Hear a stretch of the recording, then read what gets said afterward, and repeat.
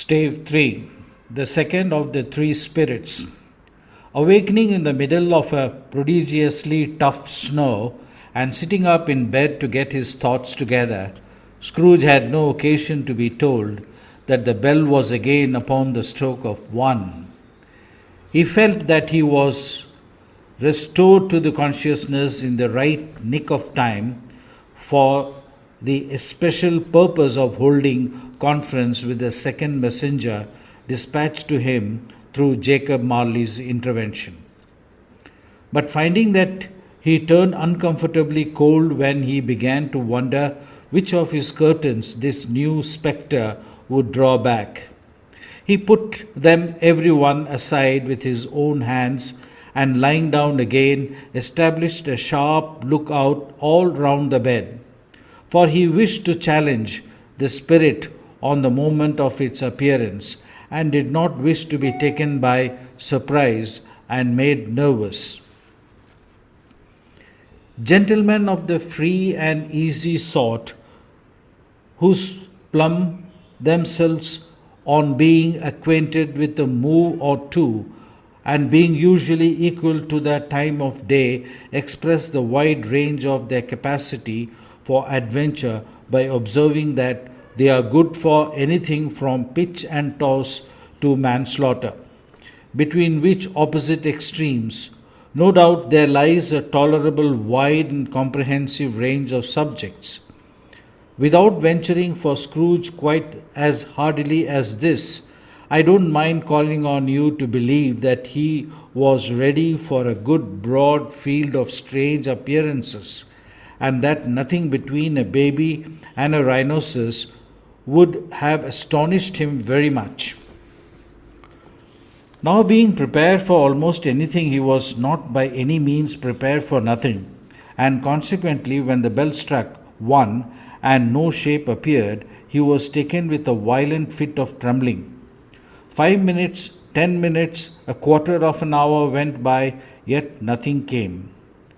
All this time he lay upon his bed, the very core and centre of a blaze of ruddy light which streamed upon it when the clock proclaimed the hour, and which, being only light, was more alarming than a dozen ghosts, as he was powerless to take out what is meant, or would be at, and was sometimes apprehensive that he might be at that very moment an interesting case of spontaneous combustion, without having the consolation of knowing it. At last, however, he began to think as you or I would have thought at first, for it is always the person not in the predicament who knows what ought to have been done in it, and would unquestionably have done it too. At last, I say, he began to think that the source and secret of his ghostly light might be in the adjoining room, from whence on further tracing it, it seems to shine. This idea taking full possession of his mind, he got up softly and shuffled in his slippers to the door. The moment Scrooge's hand was on the lock, a strange voice called him by his name and bade him enter. He obeyed. It was his own room. There was no doubt about that, but it had undergone a surprising transformation. The walls and ceilings were so hung with living green that it looked a perfect grove, from every part of which bright gleaming berries glistened. The crisp leaves of the holy milestone and the ivy reflected back the light, as if so many little mirrors had been scattered there, and such a mighty blaze went roaring up the chimney, as that dull petrification of a hearth had never known in Scrooge's time, or Marley's, or for many and many a winter season gone. Heaped up on the floor to form a kind of throne were turkeys, geese, game, poultry, brown, great joints of meat, sucking pigs, long wreaths of sausages, mince pies, plum puddings, barrels of oysters, red-hot chestnuts, cherry-cheeked apples, juicy oranges, luscious pears, immense 12th cake, and seething bowls of punch that made the chamber dim with their delicious steam. In easy state upon his couch, there sat a jolly giant, glorious to see, who bore a glowing torch in shape and not unlike Plenty's horn, and held it up, high up, to shed its light on Scrooge, as he came peeping round the door. "Come in," exclaimed the ghost. "Come in, and know me better, man." Scrooge entered timidly, and hung his head before this spirit. He was not the dogged Scrooge he had been, and though the spirit's eyes were clear and kind, he did not like to meet them. "I am the ghost of Christmas present," said the spirit. "Look upon me." Scrooge reverently did so. It was clothed in one simple green robe or mantle bordered with white fur. This garment hung so loosely on the figure that its capacious breast was bare, as if disdaining to be warded or concealed by any artifice. Its feet, observable beneath the ample folds of the garment, were also bare, and on its head it wore no other covering than a holy wreath, set here and there with shining icicles. Its dark brown curls were long and free as its genial face.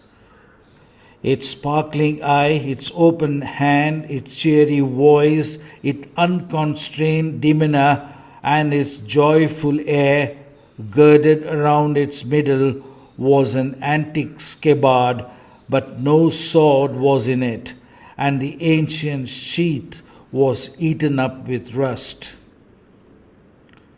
"You have never seen like me before," exclaimed the spirit. "Never," Scrooge made answer to it. "Have never walked forth with the younger members of my family, meaning, for I am very young, my elder brothers born in these later years," pursued the phantom. "I don't think I have," said Scrooge. "I'm afraid I have not. Have you had many brothers, spirit?" "More than 1,800, said the ghost. "A tremendous family to provide for," muttered Scrooge. The ghost of Christmas present rose.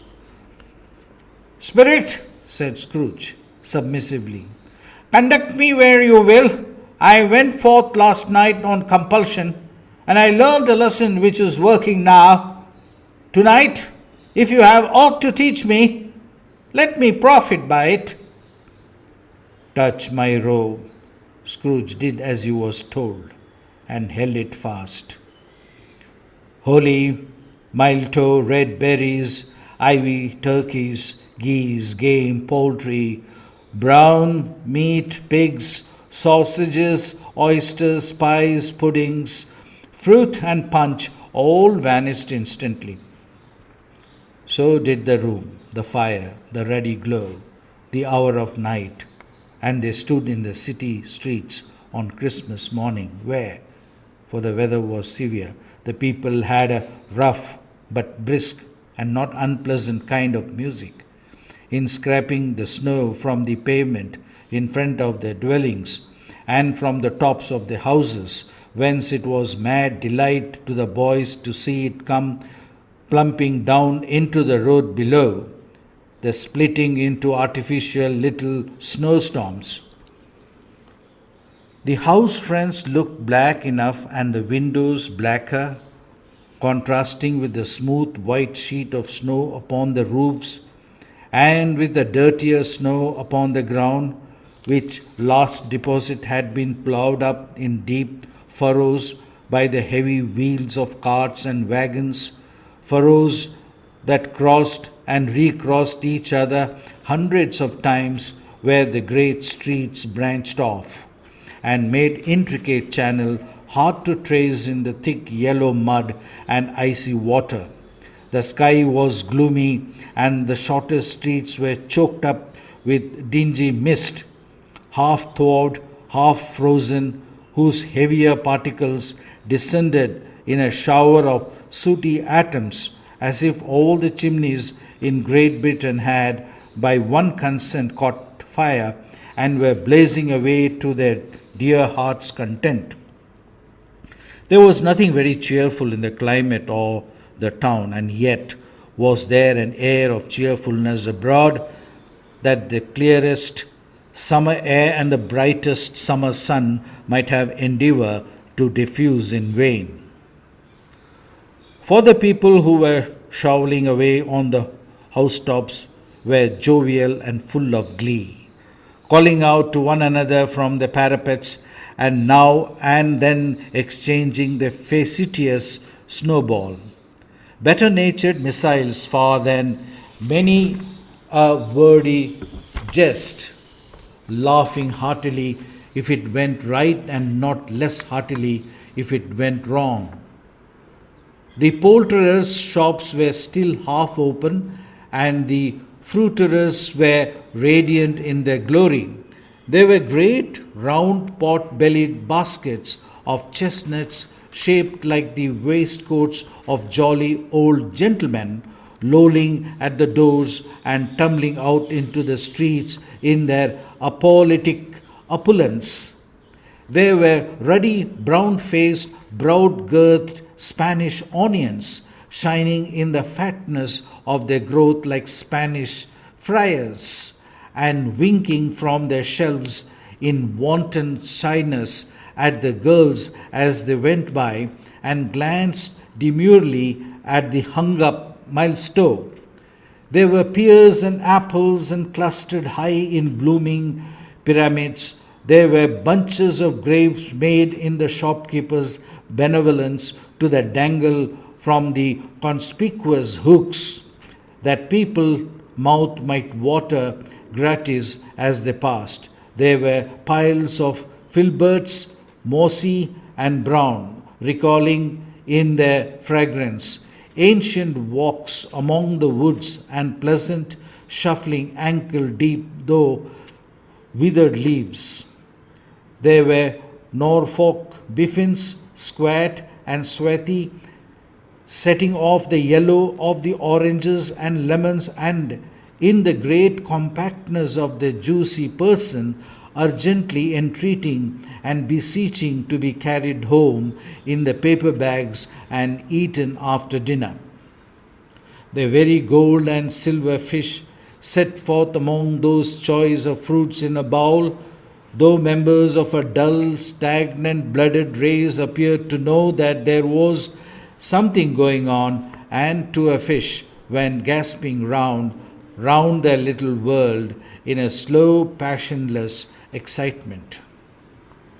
The grocers, nearly closed, with perhaps 2 shutters down, or 1, but though those gaps such glimpses. It was not alone that the scale descending on the counter made a merry round, and that the twine and roller parted company so briskly, or that the canisters were rattled up and down like juggling tricks, or even that blended scents of tea and coffee were so grateful to the nose, or even that the raisins were so plentiful and rare, that the almonds so extremely white, the sticks of cinnamon so long and straight, the other spices so delicious, the candied fruits so caked and spotted with molten sugar as to make the coldest lookers on feel faint and subsequently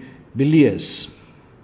Nor was it that the figs were moist and pulpy, or that the French plums blushed in modest tartness from their highly decorated boxes, or that everything was good to eat and its Christmas dress, but the customers were so hurried and so eager in the hopeful promise of the day that they tumbled up against each other at the door, crashing their wickers, baskets wildly, and left their purchases upon the counter, and came running back to fetch them, and committed hundreds of the like mistakes in the best humour possible, while the grocer and his people were so frank and fresh that the polished hearts with which they fastened their aprons behind might have been their own, worn outside for general inspection, and for Christmas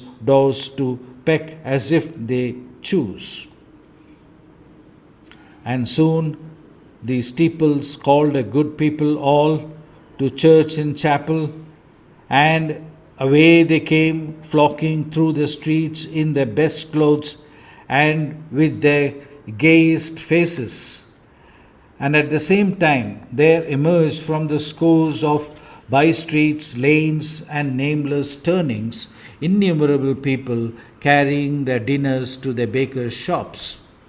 The sight of these poor revellers appeared to interest the spirit very much, for he stood with Scrooge beside him in a baker's doorway, and taking off the covers as the bearers passed, sprinkled incense on their dinners from his torch.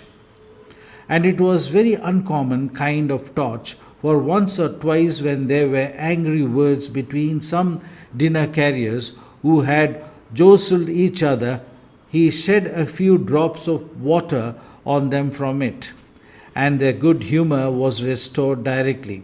For they said it was a shame to quarrel upon Christmas Day, and so it was. God love it, so it was. In time the bells ceased, and the bakers were shut up, and yet there was the genial shadowing forth of all these dinners and the progress of their cooking.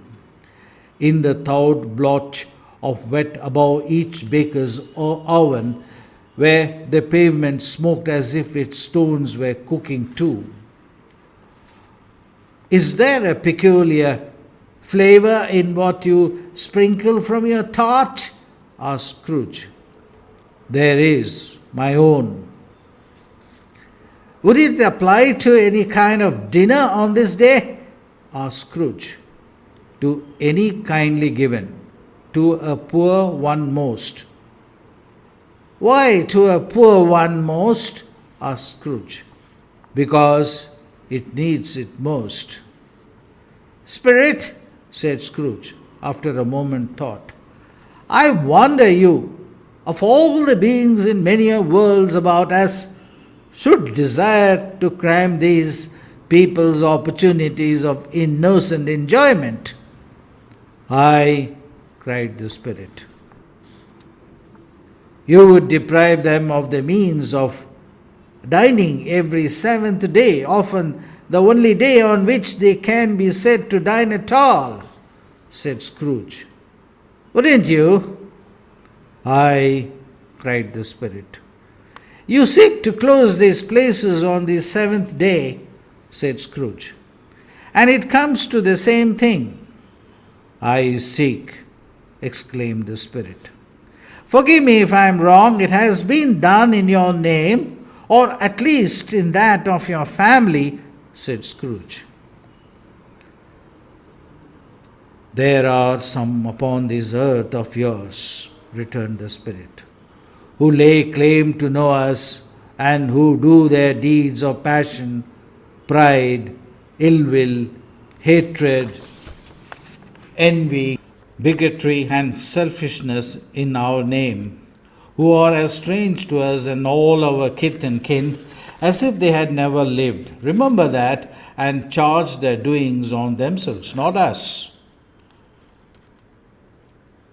Scrooge promised that he would, and they went on invisible, as they had been before, into the suburbs of the town. It was a remarkable quality of the ghost, which Scrooge had observed at the baker's, and notwithstanding his gigantic size, he could accommodate himself to any place with ease, and that he stood beneath a low roof quite as gracefully and like a supernatural creature as it was possible he could have done it in any lofty hall. And perhaps it was the pleasure of a good spirit had in showing off his power of his, or else it was his own kind, generous, hearty nature and his sympathy with all the poor men that led him straight to Scrooge's clerks.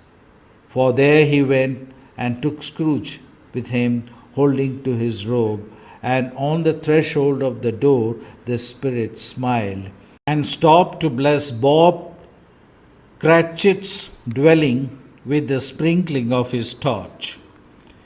Think of that. Bob had but 15. Bob, a week himself, he pocketed on Saturdays but 15 copies of his Christian name, and yet the ghost of Christmas present blessed his 4-roomed house. Then up rose Mrs. Cratchit, Cratchit's wife, dressed out but poorly in a twice-turned gown, but brave in ribbons, which are cheap and make a goodly show of sixpence, and she laid the cloth, assisted by Belinda Cratchit, second of her daughters, also brave in ribbons, while Master Peter Cratchit plunged a fork into the saucepan of potatoes and getting the corners of his monstrous shirt collar, Bob private property conferred upon his son and heir in honor of the day, into his mouth, rejoiced to find himself so gallantly attired, and yearned to show his linen in the fashionable parks. And now 2 smaller Cratchits, boy and girl, came tearing in, screaming that outside the baker's they had smelt the goose and known it for their own, and basking in luxurious thoughts of sage and onion. These young Cratchits danced about the table and exalted Master Peter Cratchit to the skies, while he, not proud although his collars nearly choked him, blew the fire until the slow potatoes, bubbling up, knocked loudly at the saucepan lid to be let out and peeled. "What has ever got your precious father then?" said Mrs. Cratchit. "And your brother Tinny Tim and Martha weren't as late as last Christmas Day by half an hour?" "Here, Martha, mother," said a girl, appearing as she spoke. "Here's Martha, mother," cried the 2 young Cratchits. "Hurrah! There's such a goose, Martha."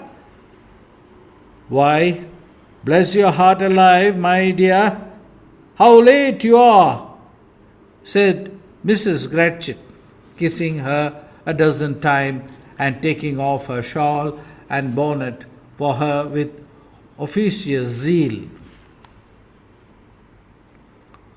"We'd a deal of work to finish up last night," replied the girl, "and had to clear away this morning, mother."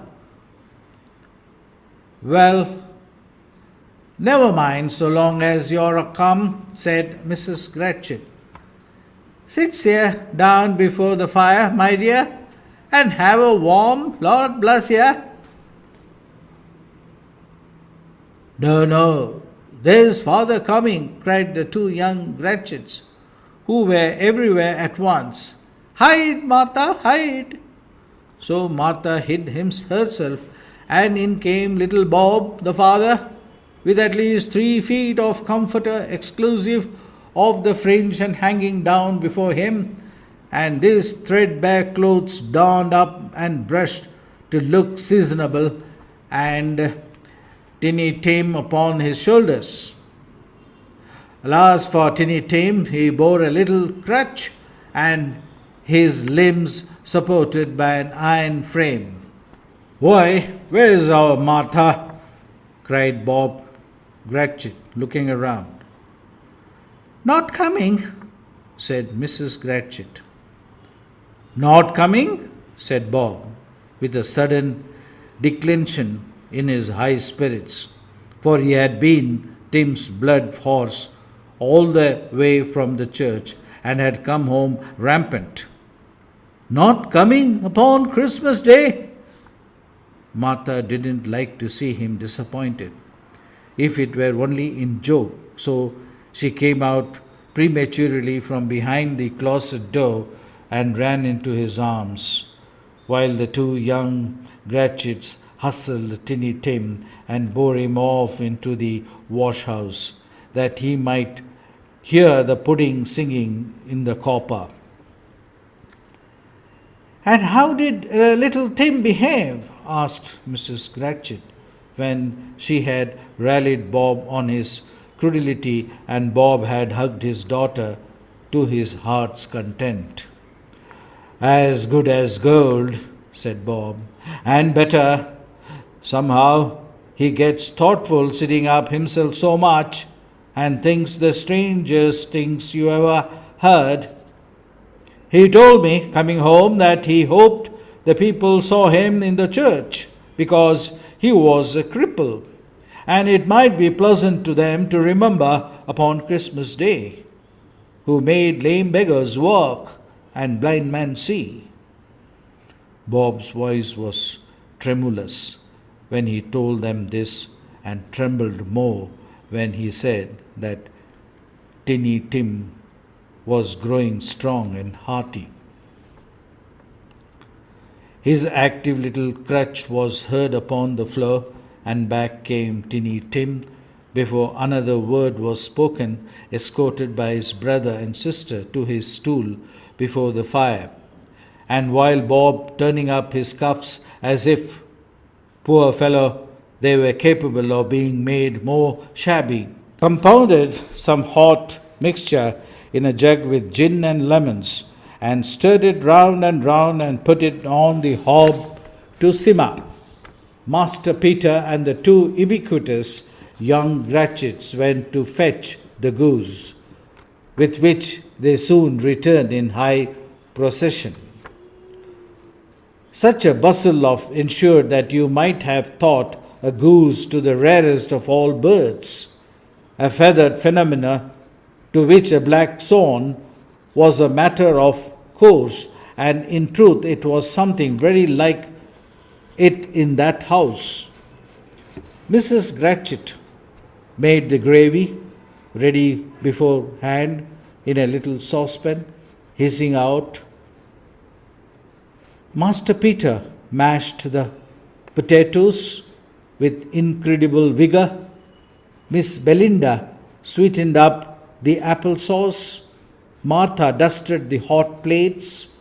Bob took Timmy Tin beside him in a tiny corner at the table, and the two young Cratchits set chairs for everybody, not forgetting themselves, and mounting guard upon their post, crammed spoons into their mouths, lest they should shriek for goose before their turn came to be helped. At last the dishes were set on, and the grace was said. It was succeeded by a breathless pause, as Mrs. Cratchit, looking slowly all along the carving knife, prepared to plunge it into the breast. But when she did, and when the long-expected gush of stuffing issued forth, one murmur of delight arose all around the board, and even Tinny Tim, excited by the two young Cratchits, bet on the table with handle and his knife, and feebly cried, "Hooray! There never was such a goose." Bob said he didn't believe there ever was such a goose cooked. Its tenderness and flavour, size and cheapness were the themes of universal admiration. Eked out of the apple sauce and mashed potatoes, it was a sufficient dinner for the whole family. Indeed, as Mrs. Cratchit said, with great delight, surveying one small atom of a bone upon the dish, they hadn't ate it all at last. Yet everyone had had enough, and the youngest Cratchits in particular were steeped in sage and onion to their eyebrows. But now, the plates being changed by Miss Belinda, Mrs. Cratchit left the room alone, too nervous to bear the witnesses to take the pudding up and bring it in. Suppose it should not be done enough. Suppose it should break in turning out. Suppose somebody should have got over the wall of the backyard and stolen it while they were merry with the goose. A supposition at which two young Cratchits became livid. All sorts of horrors were supposed. Hello, a great deal of steam. The pudding was out of the copper, a smell like washing a day.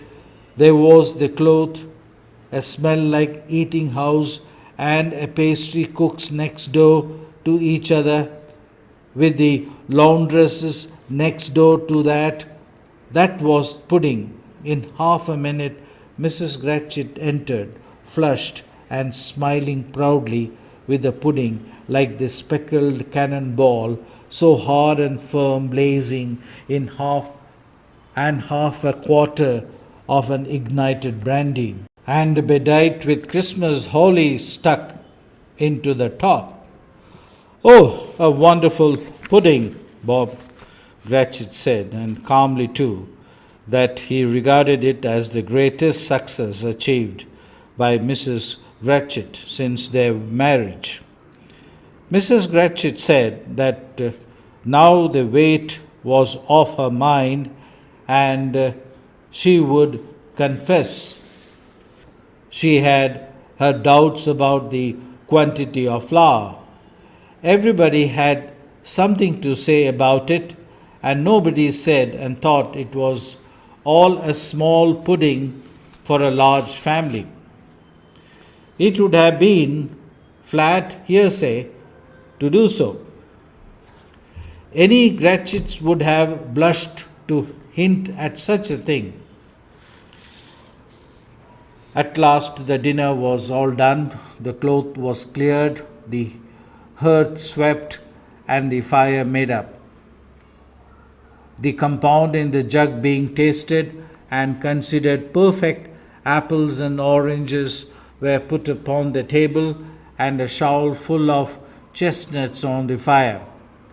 Then all the Cratchits family drew round the hearth in what Bob Cratchit called a circle, meaning half a one, and Bob Cratchit's elbow stood the family display of glass, 2 tumblers, and a custard cup without a handle.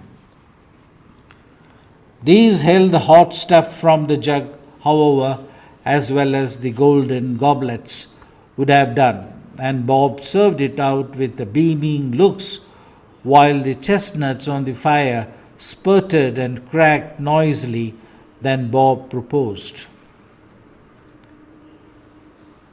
"A Merry Christmas to all my dears, God bless us,"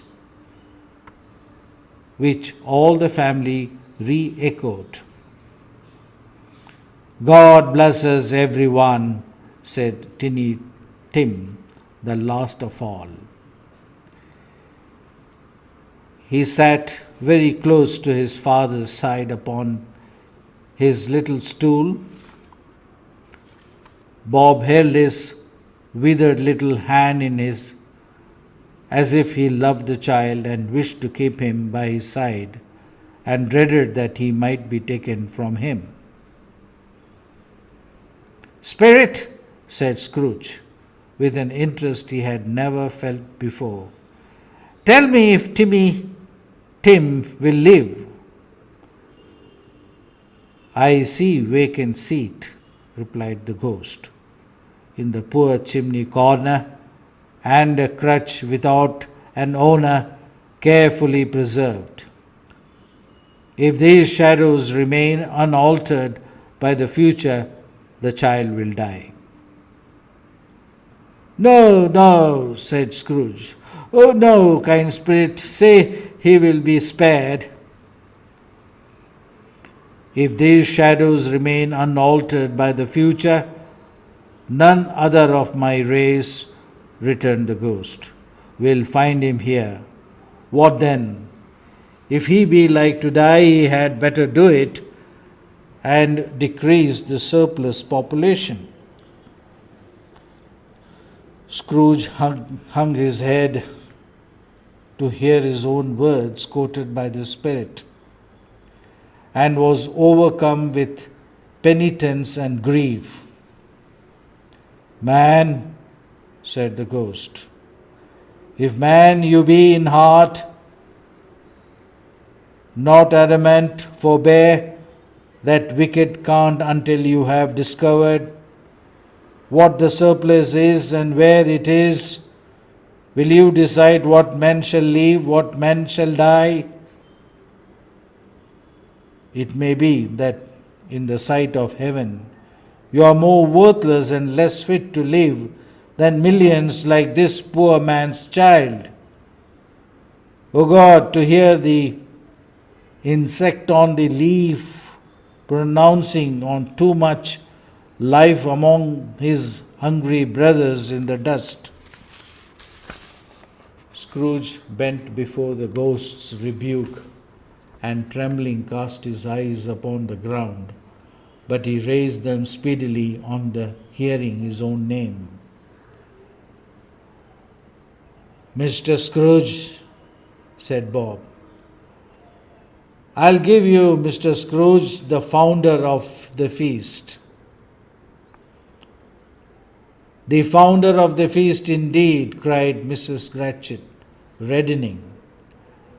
I wish I had him here. I'll give him a piece of my mind to feast upon, and I hope he'd have a good appetite for it. My dear, said Bob, the children, Christmas Day. It should be Christmas Day, I'm sure, said she, and on which one drinks the health of such a odious, stingy, hard, unfeeling man as Mr. Scrooge. You know he is. Robert, nobody knows it's better than you do, poor fellow. My dear, was Bob's mild answer. Christmas Day. I'll drink his health for your sake and the day's, said Mrs. Cratchit. Not for his. Long life to him, a Merry Christmas and a Happy New Year. He will be very merry and very happy, I have no doubt. The children drank the toast after her. It was the first of their proceedings which had no heartiness. Tinny Tim drank it last of all, but he didn't care twopence for it. Scrooge was the ogre of the family. The mention of his name cast a dark shadow on the party, which was not dispelled for full 5 minutes. After it had passed away, they were 10 times merrier than before, from the mere relief of Scrooge, the baleful being done with. Bob Cratchit told them how he had a situation in his eye for a Master Peter, which would bring in, if obtained, full 5 and 6 weekly. The two young Cratchits laughed tremendously at the idea of Peter's being a man of business. The Peter himself looked thoughtfully at the fire from between his collars, as if he were deliberating what particular investment he should favour when he came into the receipt of that bewildering income. Martha, who was a poor apprentice at the milliner's, then told them what kind of a work she had to do and how many hours she worked at a stretch, and how she meant to lie abed tomorrow morning for a good long rest. Tomorrow being a holiday, she passed at home. Also, how she had been a countess and a lord some days before, and how Lord was much about as tall as Peter, at which Peter pulled up his collars so high that you couldn't have seen his head if you had been there. All this time the chestnuts and the jug went around and round, and by they had a song about a lost child travelling in the snow from Tinny Tim, who had a plaintive little voice and sang it very well indeed. There was nothing of high mark in this. They were not a handsome family. They were not well dressed. Their shoes were far from being waterproof. Their clothes were scanty, and Peter might have known, and very likely did, the inside of a pawnbroker's.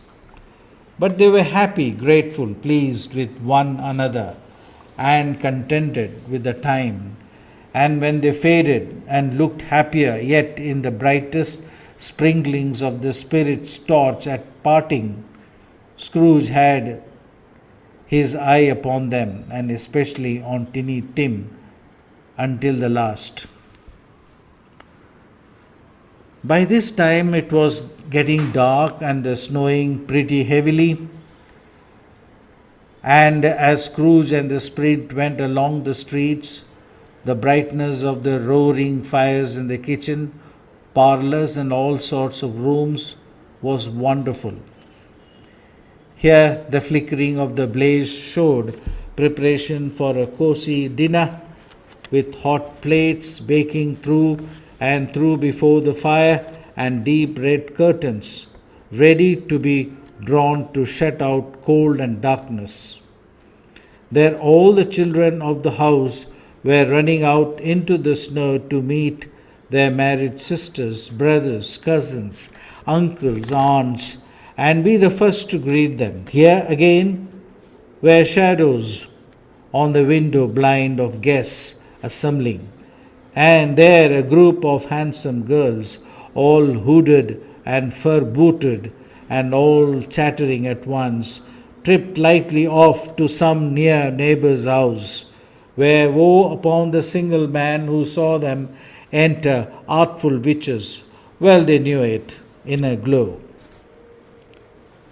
But if you had judged from the members of the people on their way to a friendly gathering, you might have thought that no one was at home to give them welcome when they got there, instead of every house expecting company and piling up its fires half chimney high. Blessings on it! How the ghost exulted! How it bared its breadth of breast and opened its capacious palm and floated on, outpouring with a generous hand its bright and harmless mirth on everything within its reach. The very lamplighter who ran on before, dotting the dusky street with specks of light, and who was dressed in to spend the evening somewhere, laughed out loudly as the Spirit passed, though little kenned the lamplighter that he had any company but Christmas. And now, without a word of warning from the ghost, they stood upon a bleak and desert moor, where monstrous masses of rude stone were cast about, as though it were the burial place of giants, and the water spread itself wheresoever it listed, and would have done so but for the frost that held its prisoner, and nothing grew but moss and furze and coarse rank grass. Down in the west, the setting sun had left a streak of fiery red, which glared upon the desolation for an instant, like a sullen eye, and frowning lower, lower, lower, yet was lost in the thick gloom of darkness night. "What a place is this?" asked Scrooge. "A place where miners live, who labor in the bowels of the earth," returned the spirit. "But they know me, see." A light shone from the window of a hut, and swiftly they advanced towards it. Passing through the wall of mud and stone, they found a cheerful company assembled round the glowing fire. An old man and women, with the children and the children's children, and another generation beyond that, all docked out gaily in their holiday attire. The old man, in a voice that seldom rose above the howling of the wind upon the barren waste, was singing them a Christmas song. It had been a very old song when he was a boy, and from time to time they all joined in the chorus. So surely they were raised the voices, the old man got quite blithe and loud, and so surely as they stopped, his vigor sank again. The spirit did not tarry here, but bade Scrooge hold his robe, and passing on above the moor, sped whither? Not to see. To see. The Scrooge's horror, looking back, he saw the last of the land, a frightful range of rocks behind them, and his ears were deafened by the thundering of water as it rolled and roared and raged upon the dreadful caverns it had worn, and fiercely tried to undermine the earth. Built upon a dismal reef of sunken rocks, some league or so from shore, on which the waters chafed and dashed the wild year through, there stood a solitary lighthouse. Great heaps of seaweed clung to its base, and storm birds, born of wind, one might suppose, as seaweed of the water, rose and fell above it like the waves they skimmed.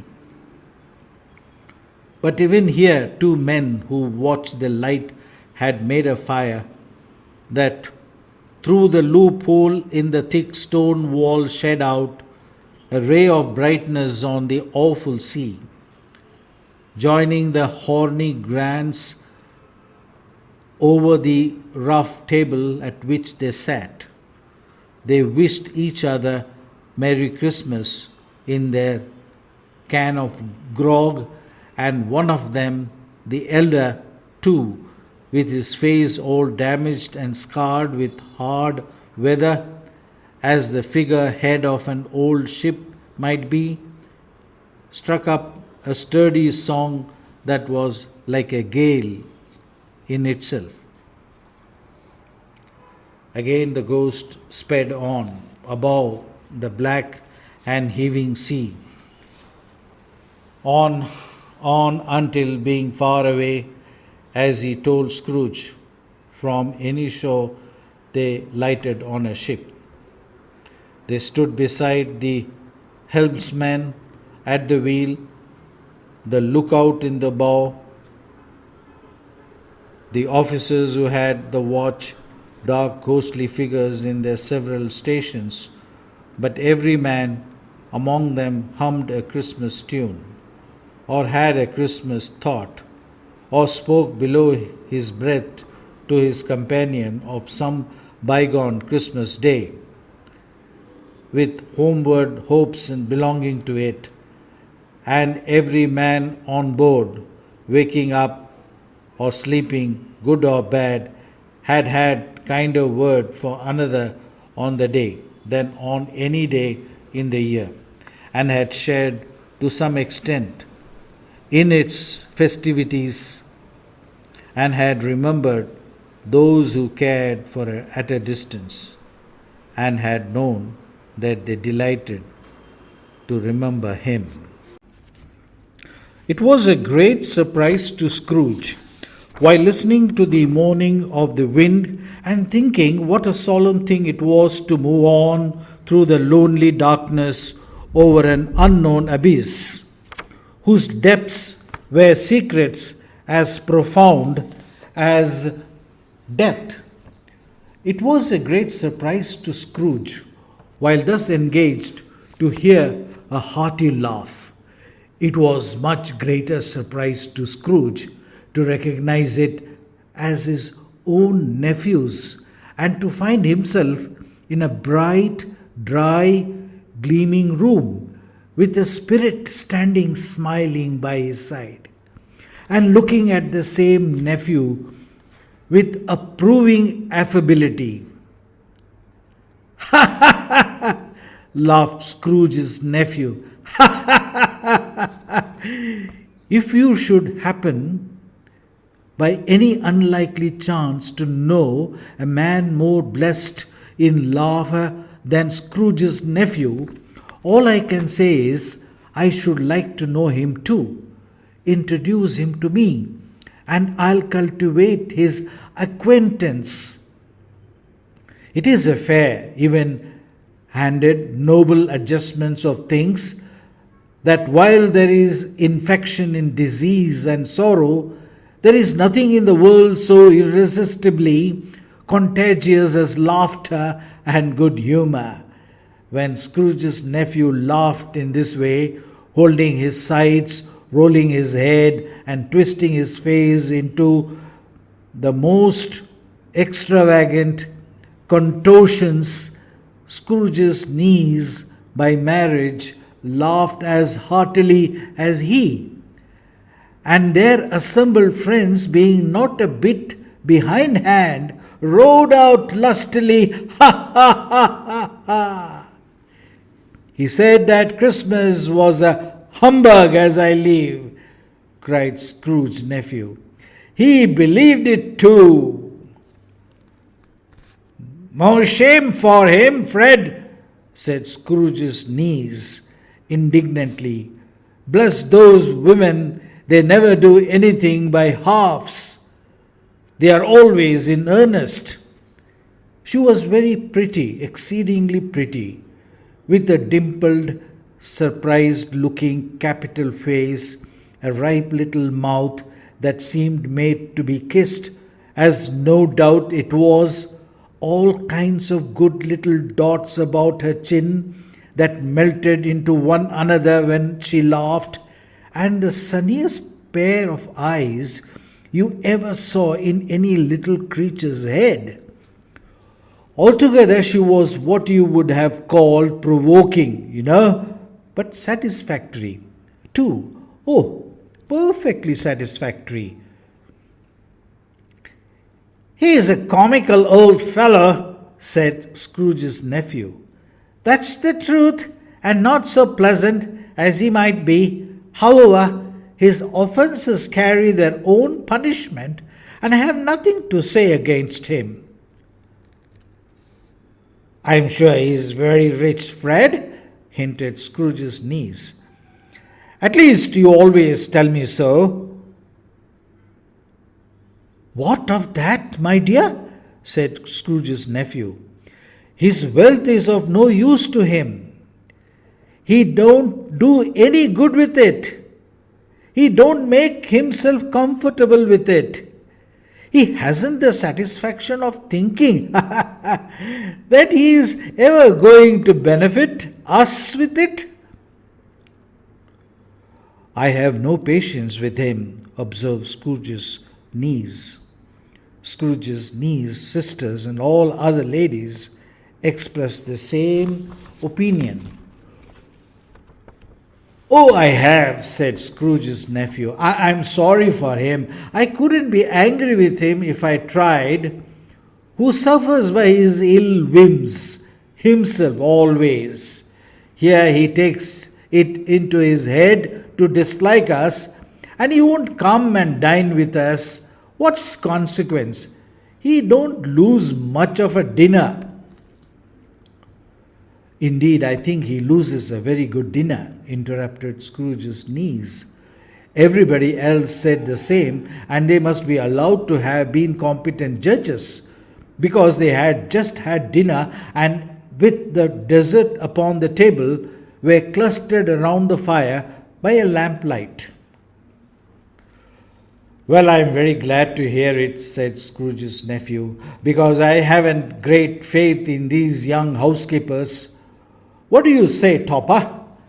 Topper had clearly got his eye upon one of Scrooge's niece's sisters, for he answered that a bachelor was a wretched outcast who had no right to express an opinion on the subject.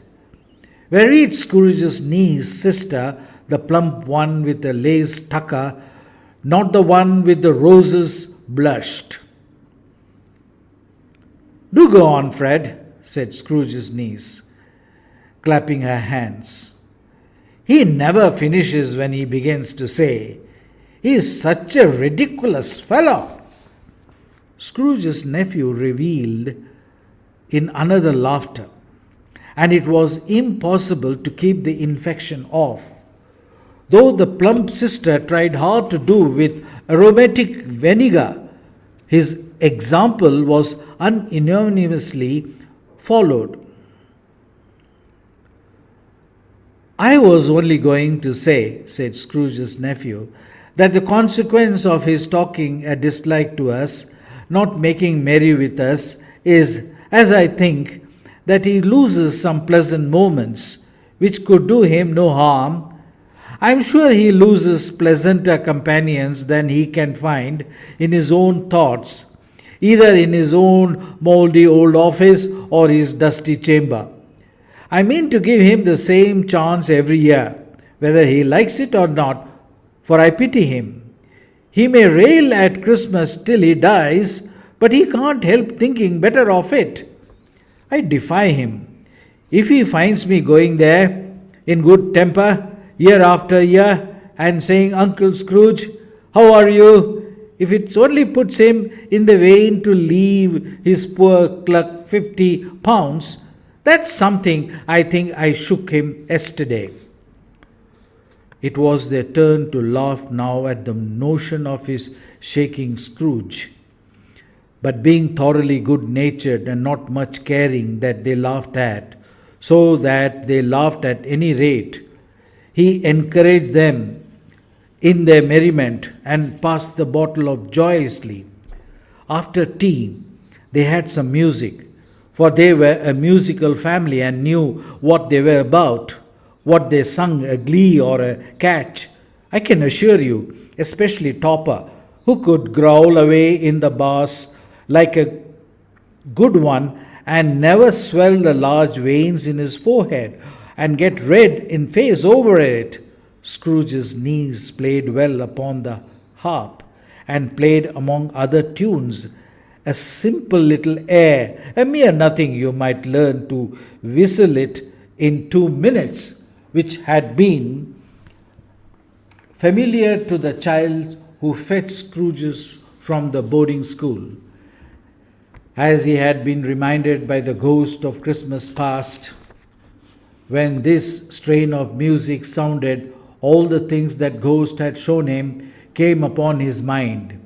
He softened more and more and thought if he could have listened to it often, years ago, he might have cultivated the kindnesses of life for his own happiness with his own hands, without resorting to the sexton's spade that buried Jacob Marley. But they didn't devote the whole evening to music. After a while they played it at forfeits, for it is good to be children sometimes and never better than at Christmas, when its mighty founder was a child himself. Stop! There was a game at Blind Man's Buff. Of course there was. And I no more believe Topper was really blind and that I believe he had eyes in his boots. My opinion is that it was done between him and Scrooge's nephew, and that the ghost of Christmas present knew it. The way he went after the plump sister in the lace tucker was an outrage on the crudelty of human nature. Knocking down the fire irons, tumbling over the chairs, bumping against the piano, smothering himself among the curtains. Wherever she went, there went he. He always knew where the plump sister was.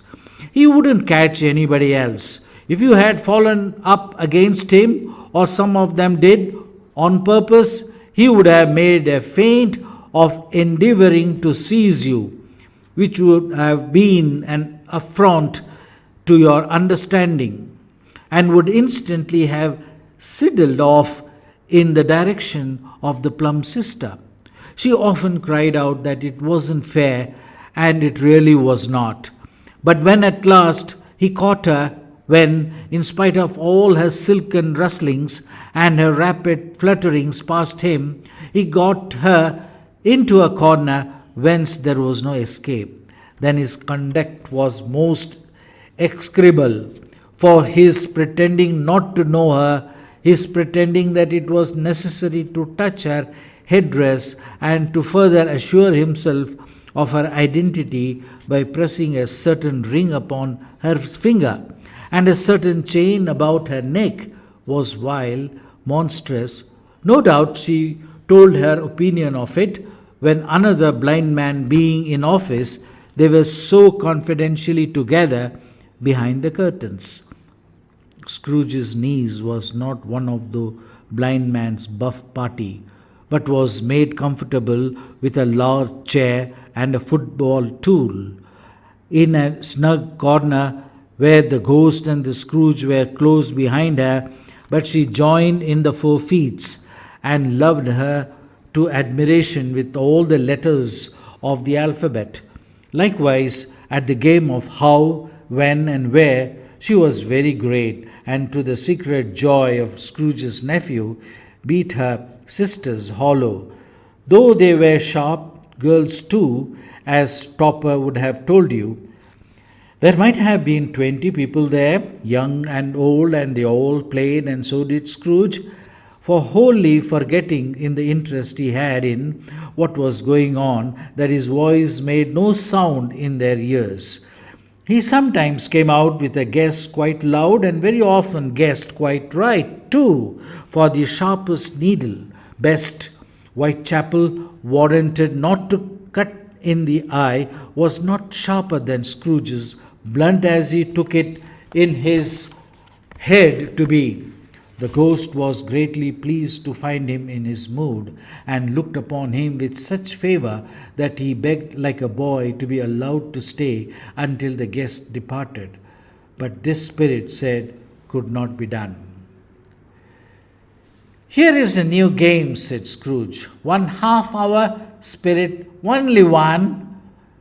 It was a game called Yes and No, where Scrooge's nephew had to think of something, and the rest must find out what, he only answering to their questions yes or no, as the case was.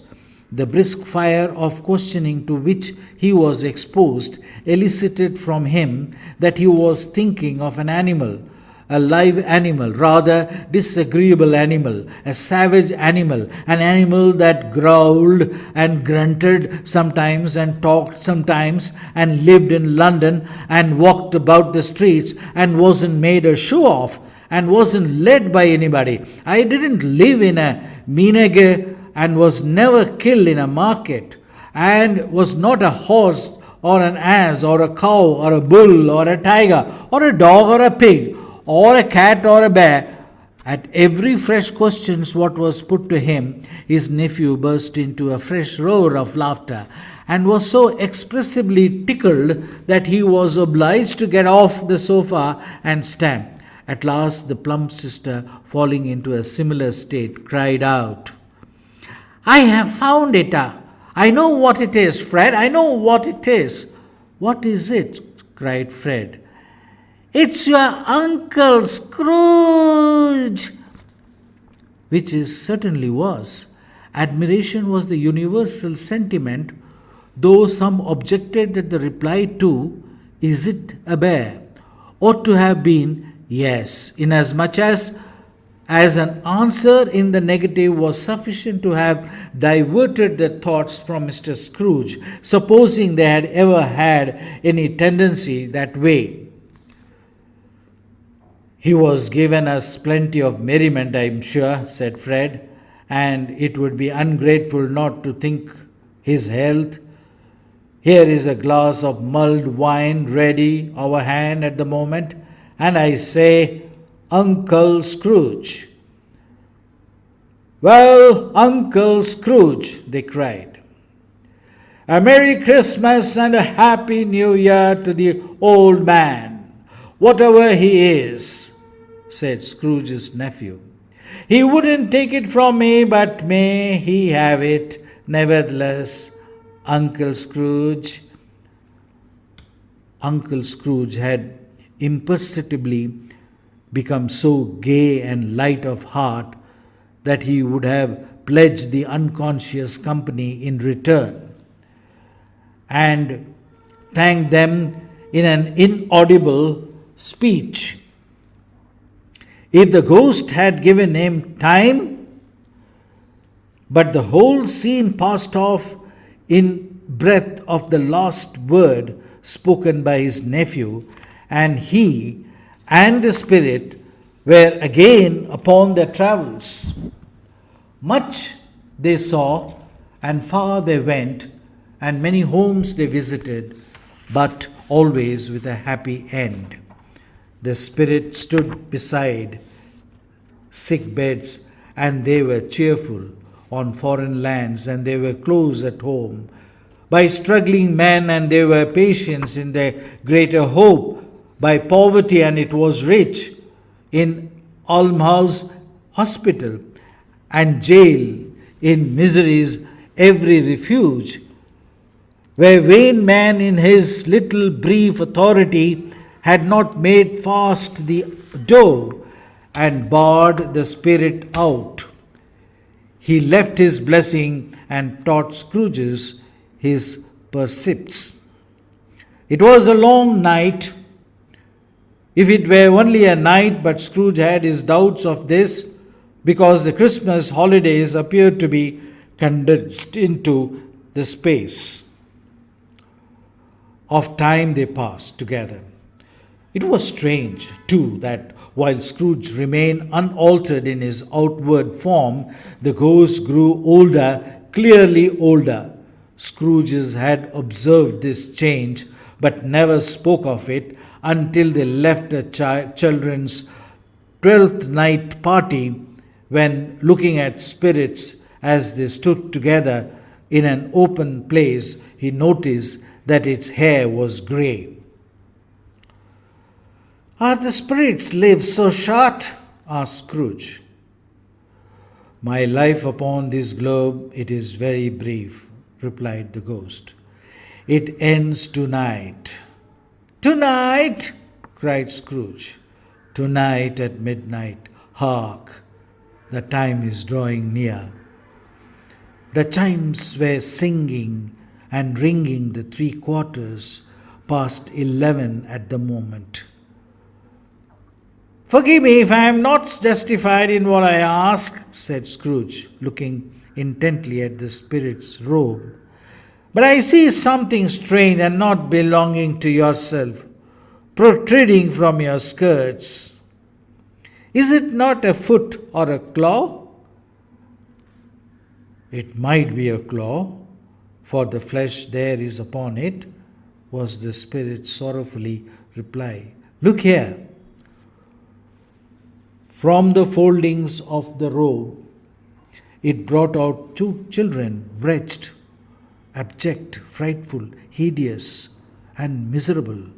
They knelt down at its feet and clung upon the outside of his garment. "Oh man, look here, look down here," exclaimed the ghost. They were a boy and a girl, yellow, meagre, ragged, scowling, wolfish, but prostrate too in their humility. Where graceful youth should have filled their features out and touched them with its freshest tints, a stale and shriveled hand like that of age, had pinched and twisted them and pulled them into shreds. Where angels might sat enthroned, devils lurked and glared out menacing. No change, no degradation, no perversions of humanity in any grade, though all the miseries of wonderful creation has monsters half so horrible and dread.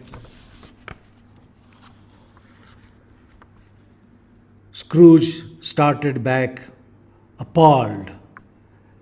Having them shown to him in this way, he tried to say they were fine children, but the words choked him themselves rather than be parties to a lie of such enormous magnitude.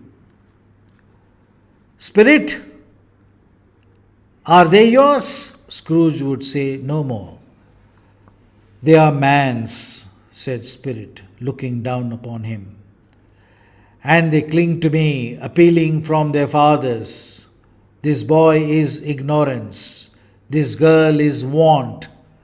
Before them both all of their degree, but most of all be aware, this boy, for on his brow I see that written which is doom, unless the writing be erased. Deny it, cried Spirit, stretching out its hand towards the city. Slander those who tell it, admit it for your factious purposes and make it worse, and bid the end. Have they no refuge or resource? Cried Scrooge. Are there no prisons? Said Spirit, turning on him for the last time with his own words. Are there no workhouses? The bell struck 12. Scrooge looked about him for the ghost and saw it not. As the last stroke ceased to vibrate, he remembered the prediction of an old Jacob Marley, and lifting up his eyes, beheld a solemn phantom, draped and hooded, coming like a mist along the ground towards him. End of Stave 3.